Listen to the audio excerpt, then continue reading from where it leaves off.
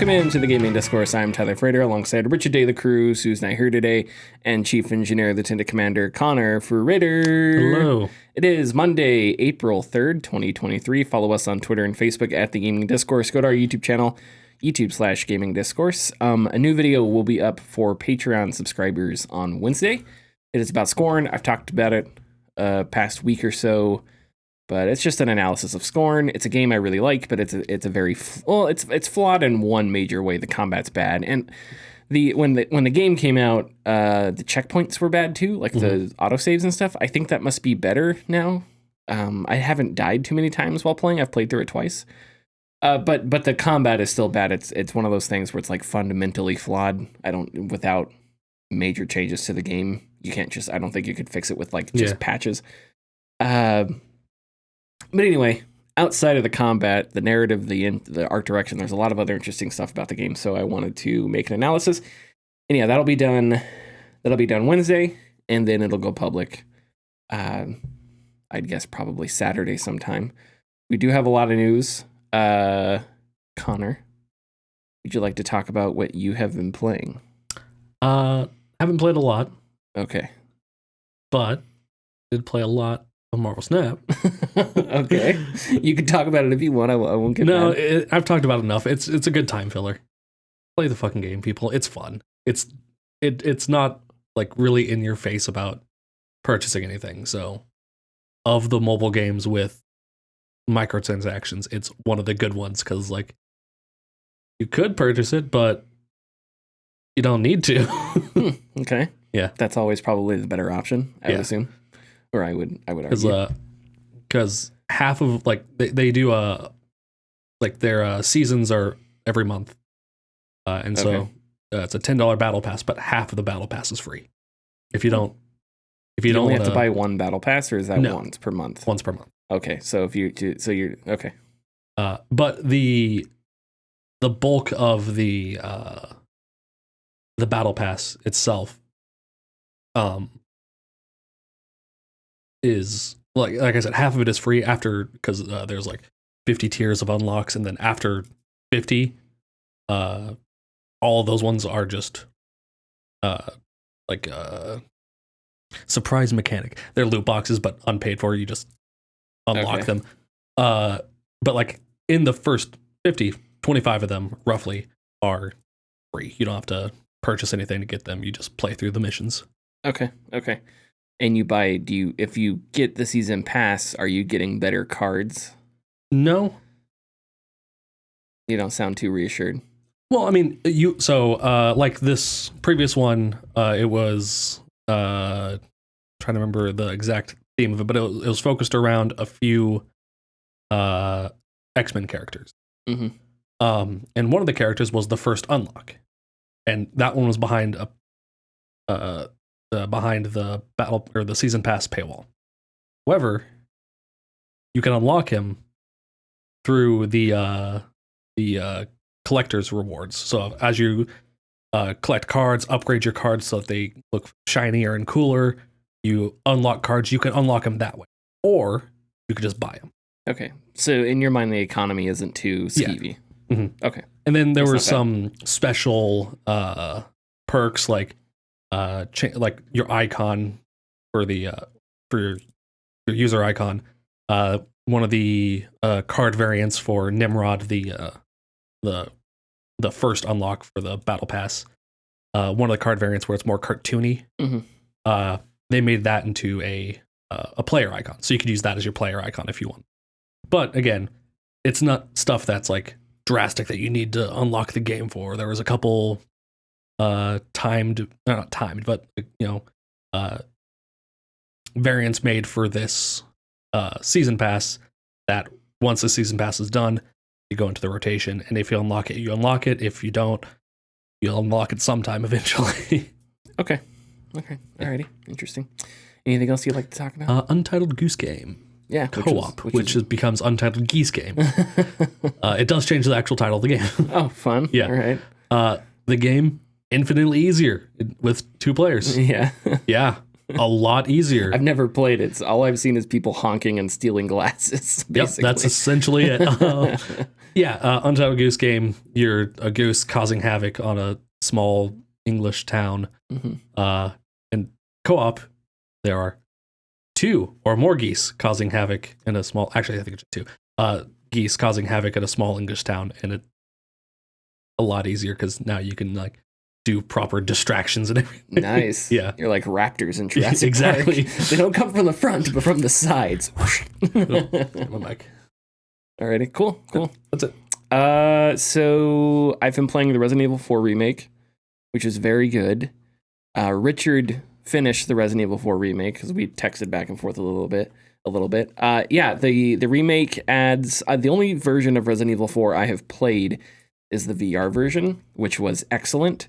The VR version was phenomenal, but this one is really, really good. It adds some folds to the combat. You know, you can parry when enemies attack you or when they throw something at you. If you hit L1 quick enough or in the right window, you can parry attacks away. There are new enemy types. There are new weapons. The economy is a bit different. So when you're trying to buy or sell stuff to the what you buying trader, things are a little bit different. There are side quests. They're not necessarily side quests. They're little tasks, you know. It's like medallions. And this was in the first game too, I'm pretty sure. But in this one, I think there's more of them where it's like kill the rats, and there's 3 rats in an area. You kill those rats, you get some kind of reward for it, stuff like that. And yeah, it's really good. The characters are still, Leon is still ridiculous. You know, where'd everybody go? Bingo. But he's reined in a little bit, as is oh shoot, I'm forgetting her name, the main character's name, or not the main character. The premise of the game is that Leon has to go to this town because he's rescuing the president's daughter. Her name is Sarah, I think, or something like that. I'm blanking on it, but in any case, Ashley, yeah, duh. Ashley's a little bit more, at least from what I remember, she's a little bit more believable of a character, the way she screams and reacts to the world around her and stuff like that. Especially at the beginning, she's really terrified, and Leon kind of has to calm her down. So they made the characters a little bit more robust than in the original, I think, which is great. And they made this one a little bit scarier too. It's just the visuals which are better, which that definitely adds to it. Yeah. But there are just things that are creepier. I wish I think of like an example. There's like these bug spider enemies. For sure. They look a little more quote unquote realistic. There's just like different visuals where it's, I don't know, like dead bodies are hunched over in like a weird ceremonial sacrifice thing you have to walk past, and so it does make things a little bit creepier. Not the motion controls, the haptic feedback on the DualSense controller is really good. And this is something where we've talked about in the past, where the DualSense controller, I don't think it's a gimmick. I think it can be used as a gimmick, but I think if you do specific things with it, it can be really, really cool. So for example, weapons do feel different when you're firing, when you're pulling the trigger of the controller. Weapons fire a bit differently, and that adds like an oomph, a powerfulness, a certain weight to firing a gun that happens on the PS5 now. When I played Deathloop, it was the same way. In Deathloop, like firing the hand cannon, you really had to press down on the trigger. Yeah, there's weight behind them. So it made it feel like you were firing different weapons with different weights and recoils and stuff like that. There's a machine gun, not a machine gun. Well, it's technically a machine gun. It's like a blustering, like kind of slow firing machine gun in Deathloop, and it really kicks the trigger back when you fire. So it really feels like your hand is shaking because the trigger's constantly bouncing up and down. It's really cool. But in Resident Evil 4, there's a bunch of random stuff the controller does that's cool. When you're rowing, there's a moment where you unlock a rowboat and you can row between a couple different sections of the map. Depending on which way you're turning, left or right, that side of the controller feels like water's hitting it. It's really neat. When Leon was walking through water at some point, you can feel the shakiness of the water you're going through. When you walk across like wooden bridges, the bridges feel hollow and shaky. It's hard to describe because it's just different haptics, but they make it evocative of what you're sort of experiencing. When you swing your knife, if you swing it and it hits nothing, you're just pressing right trigger. You can just press right trigger all day. If you swing it and it hits something, there's resistance with the right trigger, which is really cool. So it sort of simulates, Leon, his hand stopping or having resistance when he hits something. So that's a really neat detail. Maybe my favorite detail is I was facing off against an enemy. The enemy has these giant claw hands, like predator swords on their hands. And it swung at me, and it was close. It didn't hit me, but it was really close. But the controller, as the swing went right by me, the controller made a really brief shake, and it felt like a gust of wind, like if a sword goes past you or whatever. Yeah. And I was like, oh, cool. I actually felt like the wind from that miss. So that was really neat. So yeah, they do, and there's probably other things that I'm forgetting, but yeah, all kinds of really cool stuff. As always, the engine, the RE engine, I think it's called, it's just great. The detail, there's a lot of really cool details. Leon, when he pulls out his gun, sometimes he pulls the slide back to check to see if there's like a round in the chamber. It's just a little animation. When you reload a weapon, you put another magazine in, but then you can reload another magazine. So if you have a 10-round magazine, you can have 11 rounds in the gun because there's 1 in the chamber and 10 in the magazine, right? So it's like little details like that are neat. And the RE engine's just really good. It was really good with Resident Evil 8. It's really good here. There is one weird detail I've noticed where the screen changes like a hue, like I was walking through the castle, and between 2 parts of the castle, suddenly it becomes somewhat like a softer hue, smokier between two rooms, and it changes suddenly. And I thought that was really weird. And that effect has happened a couple times throughout the game. But that's really it. Other than that, I think it's really good. It's pretty difficult. They really like messing with you and throwing bunch of different enemies and trying to corner you and stuff like that, so the combat's really active. But what I can say is VR makes things so much easier because in this Resident Evil, so you don't just get attacked by zombies. That they, it's like people that are under a spell, so they have weapons and stuff. And there are certain enemies that have wooden shields. Now the pistol I have can shoot right through the wooden shields, which makes things a lot easier. But I remember in the VR version, I would just run up and John Wick him. Yeah, I'd just reach around the shield and shoot him in the side of the head. And I felt like there should be like house music, like a boom, chicka boom. I was going through and shooting dudes in the side of the head, sprinting through a room. But you can't do that in this one, obviously, because it's not VR. So to experience that, it's man, VR is nice because things become so much easier. You can't dual wield weapons like you can in VR.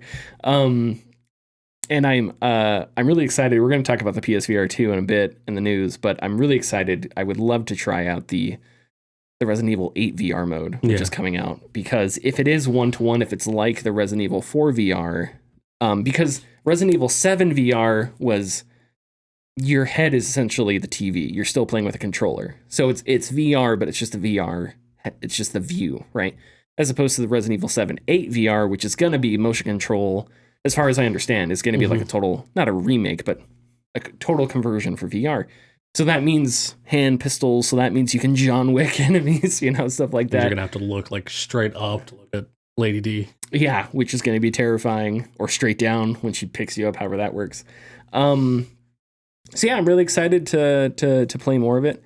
That's pretty much it. I've also been playing the Metroid, Super Metroid remake, which is fun. I don't want to get bomb threats, so it's the greatest game ever made. Nintendo's the best. No, it's fun. It definitely is old in some ways, but there's a lot of things I can appreciate about the game. I have never played or it's Metroid Prime, not Super Metroid. Metroid Prime remake. I've never played Metroid Prime. Honor, growing up, we didn't have Nintendo consoles until the Wii. Yeah. And even then, we didn't play the Wii a whole lot because we were doing other things, being busy. We had a gaming PC, so I mean, come on. But again, don't want to get bomb threats. Nintendo's the best gaming company in the world. But go ahead. Pirate Nintendo games. Do your part. But Metroid Prime has an interesting story about these people that their world was poisoned, and they take it upon themselves to try and contain it, and these pirate aliens come around trying to extract this poison because they can get energy out of it and like mutate it and make themselves stronger. It's a really cool story. It's really quaint, but it is a really fun game, and it's interesting because I've heard people talk about how, it's like all they did was take the Metroid formula and just put it into a first person. Yeah. It's like, yep, that's exactly what this is. But there's more there that's really fun. So I'm not sure how close I am to finishing that, but I still haven't unlocked the grappling hook, which I desperately need to unlock because there's so many areas I can't get to because I don't have it yet. But I think that's the next one. I've unlocked, like, you can turn into a ball, so I've unlocked the boost ball. What's the last thing I unlocked? Oh, thermal vision. Some parts of the game, there's like enemies that can turn invisible, or there's dark areas of the world, and the thermal vision means you can see all of it, which is cool. So it does do a good job sort of making you feel like you're in a power suit. Mm-hmm. Not every game where you're in a power suit does that. Halo is awesome, but it's always felt like you were just a super strong dude, which is fine. But in Metroid, with the different abilities and stuff, it kind of feels like you're in... Or Fallout 4 did this too. It did a good job making you feel like you were in a mech, kind of, with power armor. Yeah. So Super Metroid, specifically the remake, because that's the one I'm playing right now, the recent remake, does a good job making you feel like you're in a power suit that's modular, that is technical, that you kind of have to learn how to use, stuff like that, which is fun. Okay, I think we're ready for the news. Thanks for listening. If you like our content, please consider subscribing or leaving a like and comment. You can find us at patreon.com/thegamingdiscourse. And our tiers are $2, $4, $7, and $10 and include getting your name in the video credits, early access, and access to our Discord server. E3 is canceled. R.I.P.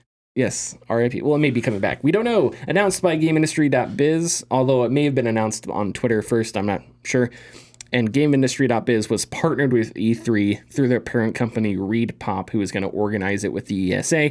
Game Industry spoke with the ESA president and CEO Stanley Pierre Louis, who said that the event was off to a strong start, but faltered for a few reasons. Those reasons being, several companies said the timeline for game development was altered since COVID. Economic headwinds have caused companies to reassess how they invest in large marketing events, and companies are starting to experiment with finding the right balance between in-person and online events. Pierre Louis said, quote, "It's a significant investment for companies not only to put on the digital shows that they would do at E3 and the announcements, but also bringing that human capital to bring things to life and to network.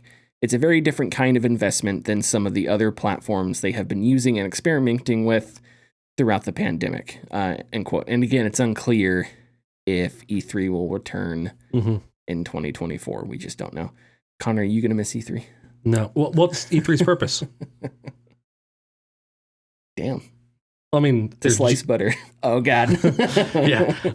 There's really no need for E3 anymore. The major companies are doing their own things, and then smaller companies seem to be getting better attention at GDC. So E3 is just kind of in this weird state where it seems like it's just becoming a networking opportunity, in which case you can scale down a lot of it. Yeah, so I think E3 is just not... I think that's basically it. It's just not needed anymore. Yeah. With with like Nintendo Directs and digital showcases, companies can do the things that they do at E3. They can do it on their own terms. They can do it whenever they want. They call the shots. Yeah. Right. And the entire thing is determined by them. And that just makes more sense. And they avoid competition by doing that because they get to decide when they do it. That, and they don't have to worry about being compared to other people that do it at the same day or whatever. Yeah. Right. So, and of course, when if there is a week where there is a PlayStation Direct, the news that week is PlayStation Direct. Yeah. As opposed to E3, where that week is, PlayStation Showcase, Electronic Arts Showcase, Microsoft Showcase. Here's this flood of information. All of a sudden now, in the news week where it's just a Nintendo Direct, the only thing people are talking about is Nintendo. Is that Nintendo Direct. Everything going on at E3 and the cringeworthy jokes that are made at E3. Exactly. Yeah, we can get to that in a second if you want to talk about the content of E3. But I think that really comes down to that. And I think this is basically the only opinion, not really the only opinion, but there really isn't a spot for it. GDC is the networking, is the pitching games, is that's sort of the meat and potatoes of like the game scene, right? So you don't really need E3 for that. I'm sure there are people out there that find E3 still useful. So for them, I totally empathize. Maybe you're somebody who, I don't know, you're just more used to working in that dynamic. I don't know. The Game Awards are different because the Game Awards, one, they have awards, which is like their own thing, and they're not announcing every single game for every single studio. They're announcing big prime time. It's like the Super Bowl. It's a prime time advertising slot, right? So the Game Awards has their own thing, and then you have sort of the Summer Game Fest, which is similar to an E3, but again, that's more of like a indie-driven, smaller scale, and it's sort of a way for those smaller studios that maybe couldn't, or those smaller publishers that maybe couldn't get the same kind of press during an E3 to get it during the summer at some point, right?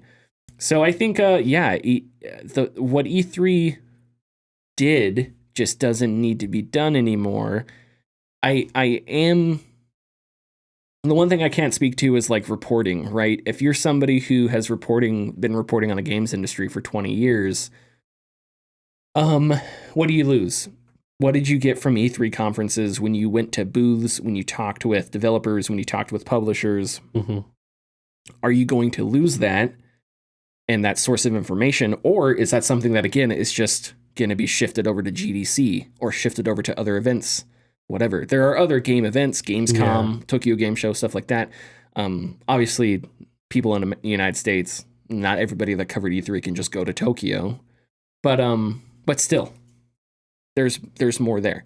So yeah, I think that's basically the reason, is that there just isn't a reason for it to exist. It had its time, it did its job, but now the climate has changed, and its place is no longer there. Yeah, sure. I also think I'm not a fan of the ESA. I think it's important to remember that the ESA is like. The ESA is there to help Strauss Zelnick or Andrew Wilson, right? It's not there to help BioWare. It is and it isn't. It's there to lobby legislators so that we don't get regulation on loot boxes. That's why the ESA is there. So the ESA, I think in some ways has gotten a reputation, not vilified. Vilified may be too strong. But just kind of like annoyance because they're not they're the lobbying arm of the games industry. But when we say games industry, we're talking about, again, executives and sort of their purposes.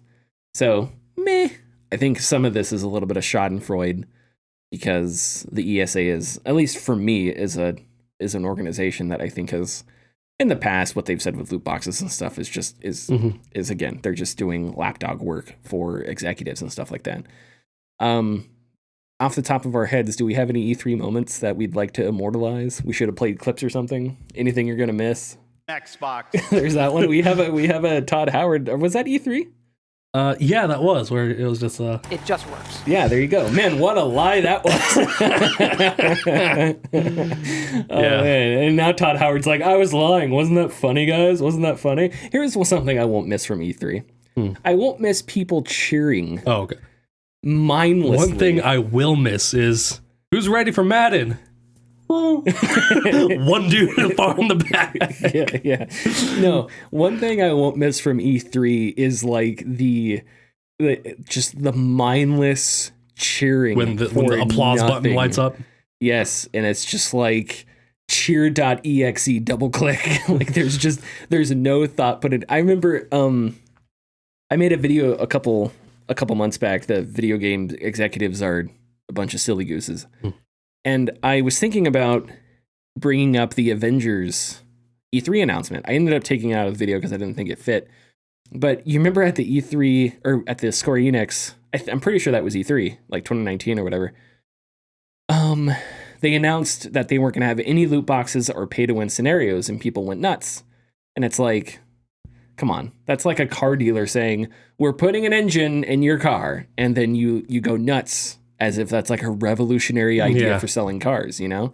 So I'm not going to miss like because what that is it's advertising, and it's a way of showing, of like building a narrative.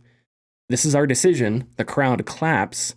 Our decision is popular. Our decision is correct. And that's not true. Yeah. Because you put 100 Nintendo fans who are the smartest people on earth in a room, and you know, whatever anybody says, they're going to clap to. We'll say Bethesda, right? Because Bethesda fans don't exist. It just works. You put 100 Bethesda fans in a room, you know, and they'll clap at whatever, you know, they'll go nuts when people are talking about Elder Scrolls Online. But in reality, these companies deserve more criticism. They don't deserve mindless hype. They don't deserve just endless applause, right? Yeah. I think of like Shenmue 3. Do you remember the Shenmue 3 announcement? Okay, well, let me refresh your memory. So yeah, Shenmue 3 was announced at Sony's press conference, right? And there was the shot of the guy who looked like we had discovered signs of aliens on Mars or something like that. And of course, Shenmue 3 after that went through years of like development controversy, Epic Games, exclusivity controversy, right? All kinds of weird Kickstarter stuff because it was a Kickstarter game, but it had the backing of Sony. So what's going on there? And eventually it released, and it was Shenmue 3. But like when you look back at that event was sort of like nothing ever ages well, you know? Nothing. You never look back at an E3 announcement and go, man, that excitement was 100%, you know, 100% valid, because 3 years down the road, games like that are mired in controversy. And so just the endless hype machine of E3 will not be missed. The Game Awards does that too, obviously. Anything where it's advertisements does that too. But E3 was the worst because it was the most numerous.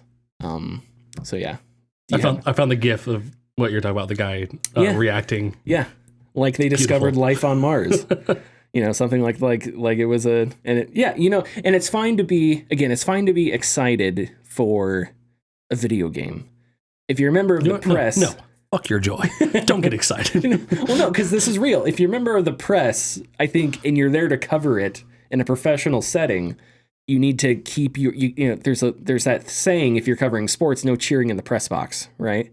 So if I'm covering the Yankees and Aaron Judge hits a 480-foot, laser to left field, I can't go nuts like I'm a little kid watching a home run. I'm there to cover it professionally. So if you're there as a member of the press, which a lot of those people in the stands were at in the seats were at E3, but even then the fans there, I think the mindless applause, the mindless hype, I just think was unwarranted for a lot of stuff. There were cool moments, and it's not that I'm not, empathetic toward game developers. If you go watch Raising Kratos and how much went into that God of War 2018, and the moment they showed it on screen and what that meant to the team and what that meant to Cory Barlog, that was something that they really remember, So I'm not empathetic toward that. But Do that at the Game Awards. Mm-hmm. Whatever. Like, think about the Keanu Reeves announcement, right? Like, imagine how insane the Keanu Reeves announcement was, and then just like smash cut to Cyberpunk's release, and it's just like, good God, talk about a complete 180 in attitude. So I won't miss that shit. Is there anything you would like to? I was just gonna say, you and I both know that in the Yankees press box, when it's the New York sports media, when Judge hits a laser, fucking wild. I don't know. It's New York. I can't. Maybe not. It's Aaron Judge, baby. Aaron Judge. Okay, are we ready to move on? Yeah. Are you sure? I feel like we should talk more about E3 for some reason. I don't know why. It's just a big thing. Because that was something that like we grew up with. Yeah. E3 was like, video games are one of those few things where people will willingly sit down and say, give me an hour of advertisements. You know, like 2 hours of advertisements? Well, sign me up. You have to remember, us growing up, internet was still in its infancy. Relatively, sure. Yeah. Well, I mean, even 2010 internet compared to 2020 internet, night and day. Yeah. So the outlets for releasing video game news were a lot fewer 10 years ago, 20 years ago. And I mean, hell, Attack of the Show, all that stuff that's now just internet based, was on G4. And one of its big things was E3, this yearly convention that they would, show on TV. And that's where a lot of video game announcements were dropped. Yeah. Fast forward 15, 20 years later, the internet is now a forever going convention where you can announce things at any time. Yeah, it's ubiquitous. And now things like this aren't exactly needed. Sure. So it's not that, we should think about it for old nostalgia's sake. No, it's done its job. Take it out to the pasture. Put a bullet in the back of its head. Okay. I'm joking. Kind of.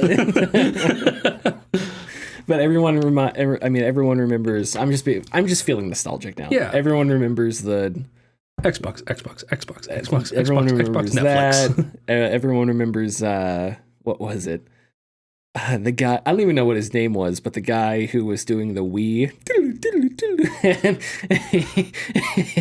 and he said, do you want to come over and play with my Wii? And then he said, oh, nope, I'm not afraid of making some dick jokes. Nintendo must have loved that. Family company. Dude's up there making dick jokes about the Nintendo Wii. I think that was the Ubisoft press conference. It had to have been. If it was the Nintendo press conference, he would have been fired on the spot. Yeah. And then Mario would have come out and bashed his head in. But and then there was that Konami press conference back in the day that was really strange and weird. Yeah, man. E3 was horrible. I'm glad it's gone. But I mean, I'm great for cringe compilations. Bad news for cringe Yeah, if you're a cringe compilation YouTube channel, you just lost a major source of revenue. Anyway, moving on. The PSVR 2 is not selling well. This is reported by Bloomberg's Takashi Mochizuki. That's the best I can do. PSVR 2 is projected to sell 270,000 units between its February 22nd release and the end of March. Sony had set a goal of 2 million units during the PSVR 2's launch window. Reading straight from the story, quote, the headset is a foundational piece of Sony's strategy to build a metaverse where people can do far more than play video games. But the conceptual 3D environments that prompted Mark Zuckerberg to rename his company Meta Platforms have yet to repay the industry's heavy investments in hardware and software. Sony president and chief executive officer Kenichiro Yoshida made the metaverse a growth tentpole for Sony, much like Meta has done, and the company's in-house game studios have been developing VR-tailored games to help the new headset get off to a fast start that hasn't materialized, end quote. Francisco Geronimo, who is the VP of data, which first of all is a hell of a name, Francisco Geronimo. That's like a name that's like an Old West, like rogue cowboy, awesome name. Anyway, VP of data and analytics for International Data Corporation suspects a price cut will be needed to salvage the poor sale. This is too bad. I do have, okay, You shared a thought with me about the metaverse before the show. Do you want to? Oh, the fact that it's gonna die. Okay, so let's pause here for a second, because metaverse is like, what is it? It depends on who you're talking to. Yeah. Mark Zuckerberg and Tim Sweeney have two different definitions of metaverse. So it's like, what is it? It depends. It's a little like pornography. People define it. They know it when they see it, but there's really no definition. So we'll preface what Connor is about to say with that. We understand that. Go ahead, Connor. Oh, well, it's just that Disney shuttered its virtual reality division. Now, it was in response to stuff that was happening with Metaverse. But if Disney is shutting it down, if the mouse, who has taken on and legally found loopholes to, sure, subvert the Florida government, if Disney is shutting it down, sure, the fucking Facebook too. So yeah, I think largely this idea of the metaverse is dumb for a lot of different reasons. What can you do in the metaverse that you can't more effectively and more easily do and more efficiently do in the real world, right? So there are things like, going to a store in the metaverse. Mm-hmm. And so you go to the store and you buy something. But when you buy something, you're just redirected to a web page. Yeah. So at that point, you're just on the web page. I don't know if Home Depot has a store in the metaverse. We'll just say it, right? Let's say Home Depot has a store in the metaverse. So you play a game that has a Home Depot store. Yeah. That they got a plot of land, like in Decentraland or whatever, and they have a plot of land. You go to this Home Depot and you're like, I want to buy a 2x4. So it's like you go up to like a picture, a JPEG of a 2x4 or something, and you click to buy it. And then it opens up a separate web page that is the 2x4 web page on homedepot.com. Yeah. It's like, okay, so what's the point, why be in this? Why do this? Is it more effective than a website? I don't know. So, and listen, there are people who are super into metaverse that can answer those questions, who I think may have counter arguments. But to me, I just don't see, and of course it's adjacency to cryptocurrency, to NFTs, to decentralized autonomous organizations and shit like that, makes it even less palatable, because those environments, those people, those systems are not into the metaverse because of its merits, but because of its ability to be monetized, right? And so that, I think, is a huge red flag. Because if they're in it just as another sort of revenue stream on the side of their major business, then it's like, okay, that's not really the future of communications and technology. That's just another stupid source of promotion for whatever you're doing. But back to the metaverse is its own topic. And whether or not Sony, I don't think Sony should be focusing on it, because why? It kind of seems like a lot of these companies that focus on the metaverse, it's like a buzzword, and the executives don't really know what it is, but they're afraid of missing out. So they get in on it.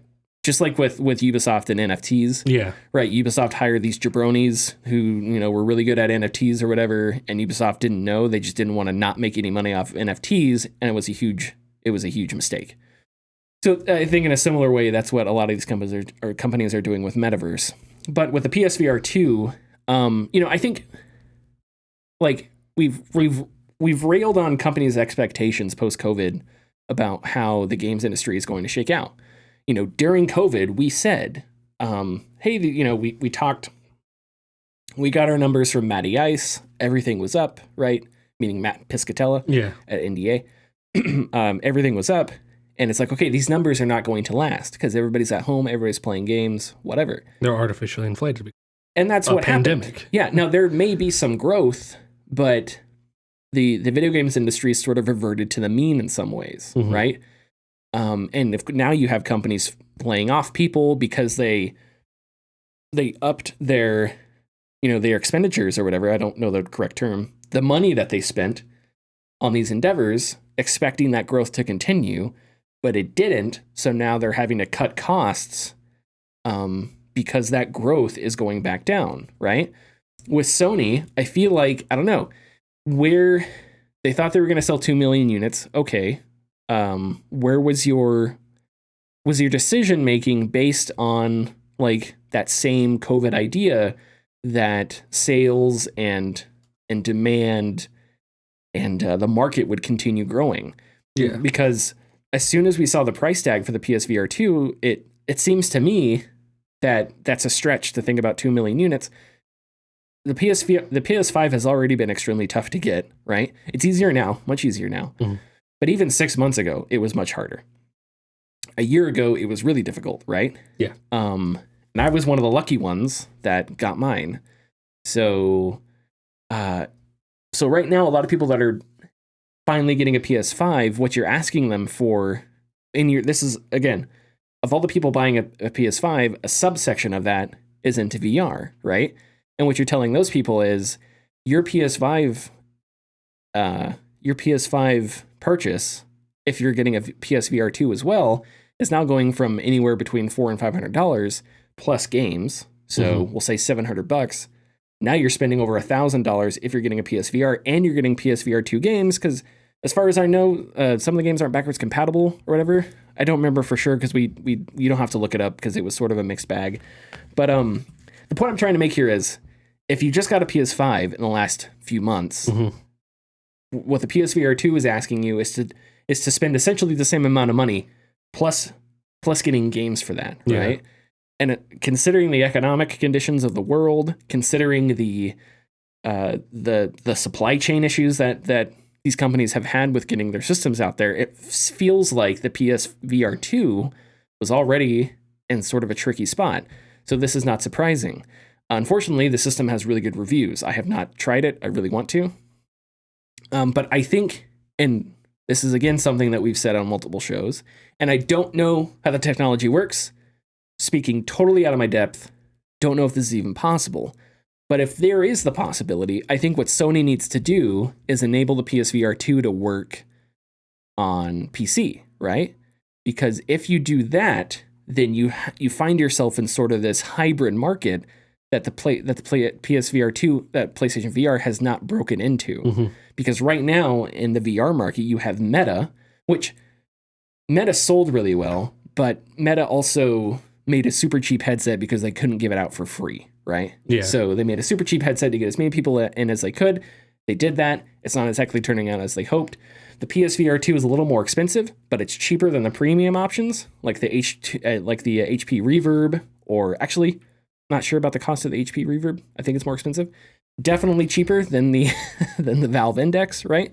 So it's in this sort of in-between zone. But if you are somebody with a PlayStation 5 and you have a PC and you're looking to get into VR and the PSVR 2 is enabled for PC, that's like a brilliant choice, right? So I think that would be a good idea. If you're someone with a PC and you're looking for a VR headset and you don't want to get the super cheap Meta thing, and you also don't want to have to spend $1,000 on a Valve Index, then the PSVR 2 at $500 or whatever it is would be a really good option. Totally hypothetical though, because I have no idea if the tech would work. So totally hypothetical. But I want the PSVR 2 to succeed because I want VR to succeed. It's amazing. Yeah. And this failure has nothing to do with VR itself. It has, I think, more to do with Meta. Kinda. And obviously metaverse shit is stupid. Yeah. Yeah, the whole metaverse thing. Focus on games, focus on titles, right? That's, I think, I don't know. I said in the past that the most important thing about VR is games, right? Yeah. That turned out to be wrong. A ton of people bought the MetaQuest 2. Great. But how many of those people are returning to it all the time? I don't know. It's a standalone headset. How many of those people bought it, played a couple games for 6 months, and it's now collecting dust because there's just not a ton of killer apps? I don't know. I still think apps are the most important thing. So that's where Sony needs to focus, in my opinion. But that's where my focus always is with games. Are we ready to move on? I'll just say this. I think that Microsoft, Sony, these large companies that are trying to, dip into make VR more compatible with their systems, with infrastructures and everything. Instead of going through a company that is, starting from the ground up, how about invest in VR chat, something that's already established? Yeah, and that's another thing. Yeah. When we talk about metaverses, it's like, you could say Ultimate Online was a metaverse in some ways, right? So this idea that I don't know, when sometimes people describe the meta, and again, it means different things to different people, but sometimes people describe it, and it's like, okay, but that has already existed. And in an interview with GamesIndustry.biz, Tim Sweeney was talking about Second Life, how Second Life was kind of a metaverse. But it's like, well, what else does Second Life need to do to become the thing that you call a metaverse? Second Life wasn't kind of like metaverse. Metaverse is kind of like Second Life. Yeah, well, yeah, because Second Life is just, is just another, or Animal Crossing. Again, these are not new ideas I have. You could say Elite Dangerous is a metaverse. Star Citizen. You could say, I just had a game in my head. It's gone now. Never mind. Any game where there's a whole lot of social interactability, whatever, right? Those have been around forever. World of Warcraft, are you kidding me? Right? Come on. So, that's another thing that makes me roll my eyes at the whole metaverse idea. All right. A Resident Evil 4 voice actress has, she hasn't deleted her Instagram. She has privated or taken away comments and posts from her Instagram after a hate mob. Lily Gao, I believe is the pronunciation, who voices Ada in Resident Evil 4, closed her Instagram account to comments and hid all posts, but one after receiving hate for her work. The only post left was a post about white privilege. It was from June 3rd, 2020, which was during the George Floyd protests. One such comment read, quote, "Your voice acting was horrible in the RE4 remake. It sounded super stiff and there was nothing seductive about it. It didn't fit at all. Oh my fucking God, I hope they don't hire you as Ada's voice actor for another game," end quote. Do we want to... Shut the fuck up. All right, so this is a topic that unfortunately is, what's the word? Endemic? Is that the word where it's like a constant, right? Because you can go back and find, and it really in nerd culture, it happens in sports too, where people are, where's the line between criticism and harassment? Where's the line, and not even just harassment, but just being an asshole? Yeah. Where's the line between criticism and being an asshole? This is being an asshole. Yeah. And how do you stop this stuff? I don't know. One thing I wish games companies would, and developers are one thing. I'm sure developers go on Twitter, and maybe Capcom did. I didn't see it, but it happens way too often. I wish game companies would stand by their voice actors and stand by the people that work on their games, not just puts out some generic statement, but actually stand against some of the stuff sometimes. I don't know if it would make a difference, but it's ridiculous. And again, the only opinion to have, I guess, there are ways to criticize something without it crossing a line, becoming harassment. We have talked about Keanu Reeves in Cyberpunk. I think there are times Keanu Reeves comes across a little flat. There could be a million reasons for that. It could be the script. It could be the directing. It could be Keanu Reeves just didn't read the line well, But you can have that opinion without, slogging off Keanu Reeves. So, I don't know. toxic fandoms are just the worst thing. Yeah. And it's like one of the worst things about the new modern world we live in. Yeah. I had to take a swig of water real quick. And by the way, I have heard Ada a few times. I had no clue. I saw her in a scene. I was like, okay. And then after I saw this, I saw her in another scene, and I was specifically listening to her voice. Some people have said the audio quality in her recordings drops. I don't know why that would be. I have not noticed it. I'm not very far. I mean, I'm pretty far in the game, but I haven't seen Ada a whole lot. Mm-hmm. But it's like, again, there may be something to criticize there, but can people on the internet, and I think a little bit of this may be due to social media. It's like people cannot express themselves unless it's through pure unhinged rage and anger and vitriol. And I think a lot of that's on Twitter because it's so snipey and quick. And that's sort of the environment that it's created. It's not all on that. That's existed on the internet for a long time. But like, how do you moderate that? I don't know. But I think companies that are so worried about, making stands during Pride months and stuff like that, if you really care, maybe you should come out and defend your employees and your actors and actresses when they get harassed like this. Maybe do more of that. And that has happened in the past with some companies, but it should happen more. And this shouldn't happen at all because this is ridiculous. Mm-hmm. Okay. Ready for the last one? Yep. The National Labor Relations Board has found merit in 2 of the 3 complaints made against Activision-Blizzard. The 3 complaints / allegations were made in August last year. I believe we talked about them back then. I don't know. My voice is getting higher. One was that Activision-Blizzard surveilled employees who walked out after the overruling of Roe v. Wade. The second was that Activision-Blizzard threatened to cut off employee access to certain communications channels because employees were discussing wages, hours, and working conditions. The third complaint, which has been withdrawn, was that Activision-Blizzard again threatened to cut off access to communications channels, but I believe that was during a specific hands-on meeting. Mm-hmm. For whatever reason, that complaint was withdrawn. What does merit mean? I'm not 100% sure on this because this is like a legal matter. So I was trying to find like the exact definition of what all this meant. IGN says that the National Labor Relations Board is filing a complaint with charges. Communications Workers of America says the National Labor Relations Board is moving forward and prosecuting Blizzard. I don't know if those are the correct words.